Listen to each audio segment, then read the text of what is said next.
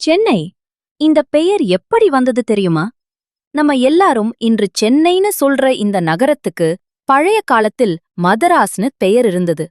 ஆனால் சென்னை என்ற பெயர் எப்படி வந்தது என்றால், அது பொதுவாக சென்னப்ப நாயக்கர் அல்லது சென்னப்பட்டணம் என்ற பெயரிலிருந்து வந்தது என்று வரலாற்று ஆய்வாளர்கள் கூறுகிறார்கள். அதே நேரத்தில் இந்த பகுதியின் இன்னொரு பக்கம் மதராஸ் பட்டினம் என்ற பெயராலும் அறியப்பட்டது. இதனால் ஒரு பகுதி சென்னப்பட்டணம், இன்னொரு பகுதி மதராஸ் பட்டினம் என்று இருந்தது என்பதும் சொல்லப்படுகிறது. பின்னர் காலப்போக்கில் மெட்ராஸ் என்ற பெயர் பரவலாக பயன்படுத்தப்பட்டது.